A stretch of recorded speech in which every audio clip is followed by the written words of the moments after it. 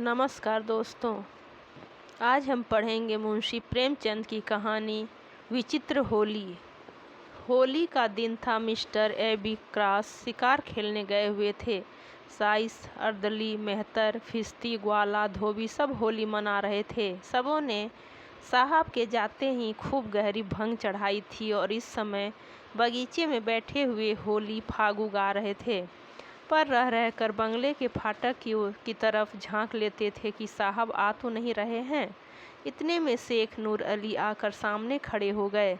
साइस ने पूछा, कहो खानसामा जी, साहब कब तक आएंगे? नूर अली बोला, उसका जब जी चाहे आए, मेरा आज इस्तीफ़ा है, अब इसकी नौकरी न करूँगा। अर्दलों ने कहा, ऐसी नौकरी फिर न पाओगे, 4 पैसे ऊपर की आमदनी है, नाहक छोड़ते हो। नूर अली, अजी लानत भेजी, अब मुझसे गुलामी न होगी। यह हमें जूतों से ठुकराए और हम इनकी गुलामी करें। आज यहाँ से डेरा कुछ है, आओ तुम लोगों की दावत करूँ। चले आओ कमरे में आराम से मेज पर डट जाओ, वो बोतलें पिलाऊं कि जिगर ठंडा हो जाए। साइस और जो कहीं साहब आ जाएं। नूर अली, यह अभी नहीं आने का, चले आओ। साहबों के नौकर प्रायः शराबी होते हैं। जिस दिन से साहब के यहाँ गुलामी लिखाई, उसी दिन से यह बला उनके सिर चढ़ जाती है। जब मालिक स्वयं बोतल की बोतल उड़ेल जाता हो तो भला नौकर क्यों चूकने लगे। यह निमंत्रण पाकर सब के सब खिल उठे। भंग का नशा चढ़ा ही हुआ था। ढोल मजीरे छोड़ छोड़कर नूर अली के साथ चले और साहब के खाने के कमरे में कुर्सियों पर आ बैठे। नूर अली ने विस्की की बोतल खोलकर ग्लास भरे और चारों ने चढ़ाना शुरू कर दिया। ठर्रा पीने वालों ने जब यह मज़ेदार चीज़ें पाई तो ग्लास पर ग्लास लुढ़ाने लगे। खानसामा भी उत्तेजित करता जाता था। जरा देर हो, सबों के सिर फिर गए। भय जाता रहा।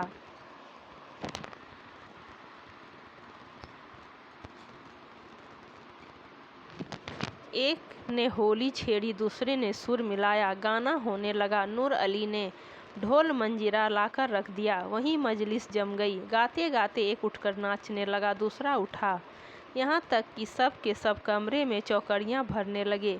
हू हक मचने लगा। कबीर, फाग, चौताल, गाली गलौज, मार पीट, बारी बारी सबका नंबर आया। सब ऐसे निडर हो गए थे मानो अपने घर में हैं।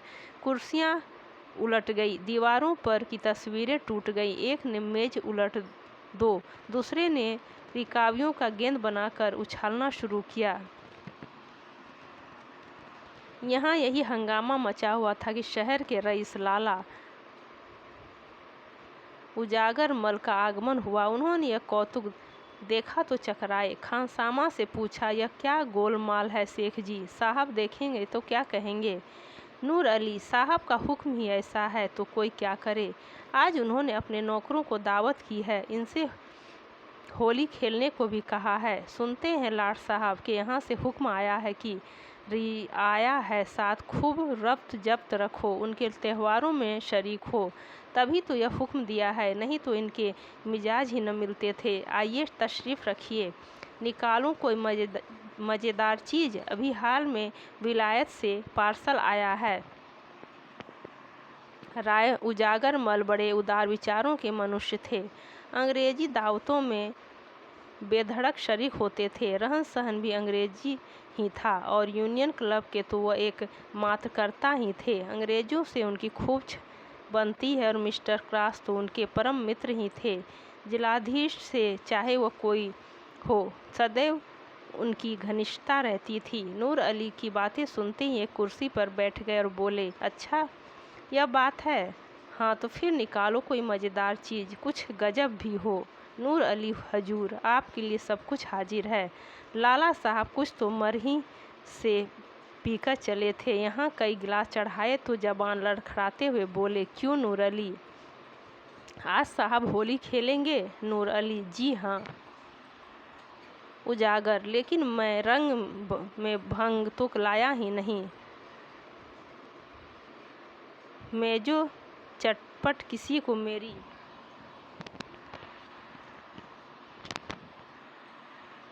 कोठी से रंग पिचकारी वगैरह लाए, साइज से क्यों घसीटे, आज तो बड़ी बहार है, घसीटे बड़ी बहार है, होली है। उजागर गाते हुए, आज साहब के साथ मेरी होली मचेगी, आज साहब के साथ मेरी होली मचेगी, खूब पिचकारी लगाऊंगा, घसीटे खूब अभी चलाऊंगा, ग्वाला खूब गुलाल उड़ाऊंगा, धोबी बोतल पर बोतल चढ़ाऊंगा, अर्दली खूब क्यों कबीरे सुनाऊंगा। उजागर, आज साहब के साथ मेरी होली मचेगी। नूर अली, अच्छा सब लोग संभल जाओ, साहब की मोटर आ रही है। सेठ जी, यह लीजिए, मैं दौड़कर रंग पिचकारी लाया।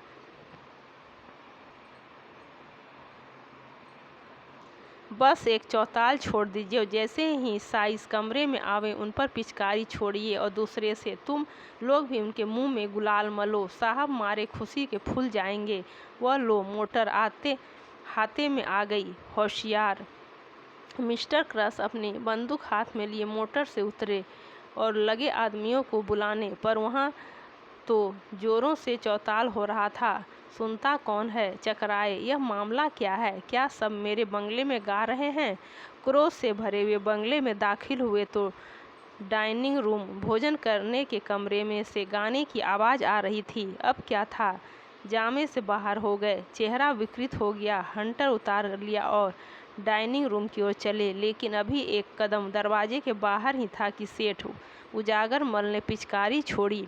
सारे कपड़े तर हो गए, आंखों में भी रंग घुस गया, आंखें पोछ हो रहे थे कि साइस ग्वाला सब के सब दौड़े और साहब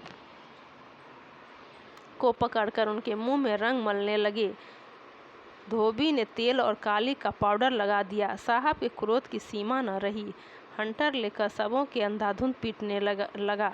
बेचारे सोचे हुए थे कि साहब खुश होकर इनाम देंगे। हंटर पड़े तो नशा हिरन हो गया, कोई इधर भागा कोई उधर। सेठ उजागर मल ने यह रंग देखा तो ताड़ गए कि नूर अली ने झांसा दिया। एक कोने में दुबक के रहे। जब कमरा नौकरों से खाली हो गया तो साहब उनकी ओर बढ़े। लाला साहब के होश उड़ गए, तेजी से कमरे के बाहर निकले और सिर पर पैर रखकर बेतहाशा भागे। साहब उनके पीछे दौड़े। सेठ जी की फिटन फाटक पर खड़ी थी। घोड़े ने धमधम खटपट सुनो तो चौका, कनौतियाँ खड़ी की और फिटन को लेकर भागा। विचित्र दृश्य था। आगे आगे फिटन, उसके पीछे सेठ उजागरमल, उनके पीछे हंटरधारी मिस्टर क्रॉस। तीनों बकटूट दौड़े चले जाते थे। सेठ जी एक बार ठोकर खाकर गिरे, पर साहब के पहुँचते पहुँचते संभल उठे। हाथे के बाहर सड़क तक घुड़दौड़ रही। अंत में साहब रुक गए, मुंह में कालिख लगाए। अब और आगे जाना हास्यजनक मालूम हुआ। यह विचार भी हुआ कि सेठ जी को काफ़ी सज़ा मिल चुकी, अपने नौकरों की खबर लेना भी जरूरी था। लौट गए। सेठ उजागरमल की जान में जान आई, बैठकर हाँफने लगे। घोड़ा भी ठिठक गया। कोचवान ने उतरकर उन्हें संभाला और गोद में उठाकर गाड़ी पर बैठा दिया। लाला उजागरमल शहर के सहयोगी समाज के नेता थे।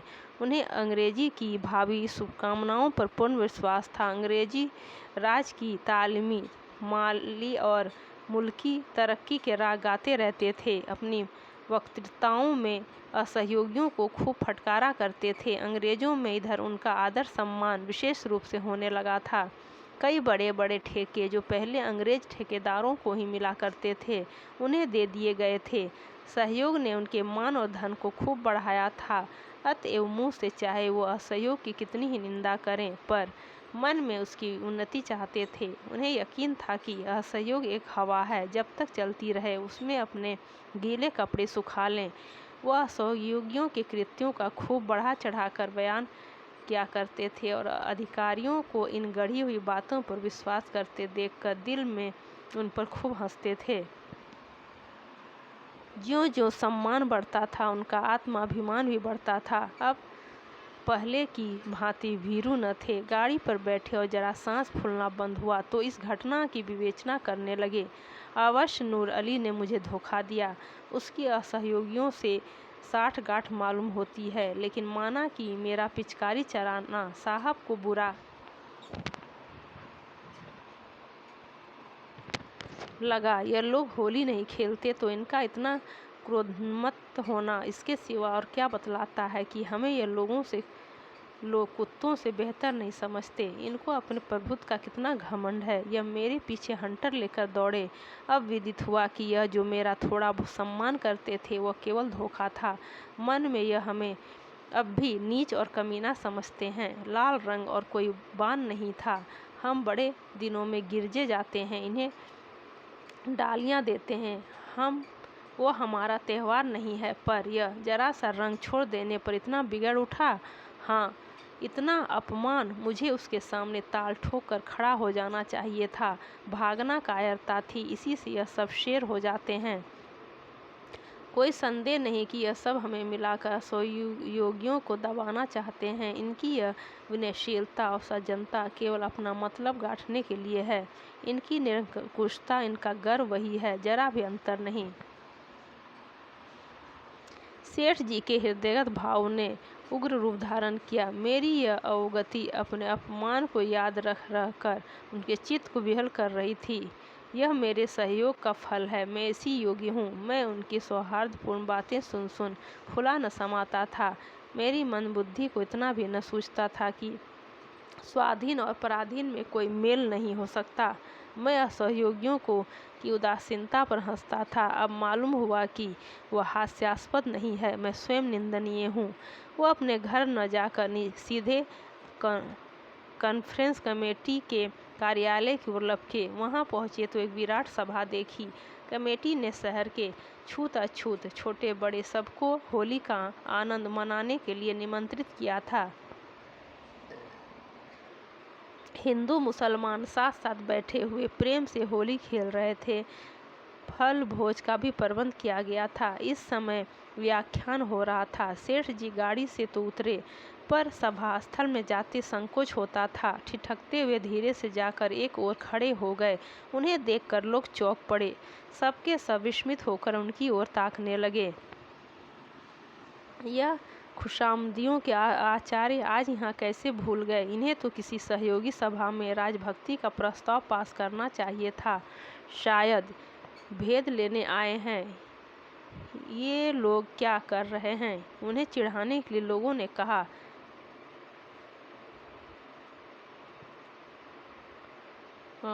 कॉन्फ्रेंस की जय। उजागर मल ने उच्च स्वर से कहा। असहयोग की जय।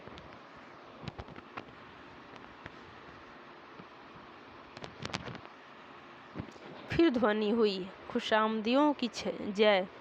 सेठ जी ने उस स्वर से कहा, जी हुजूरों की जय।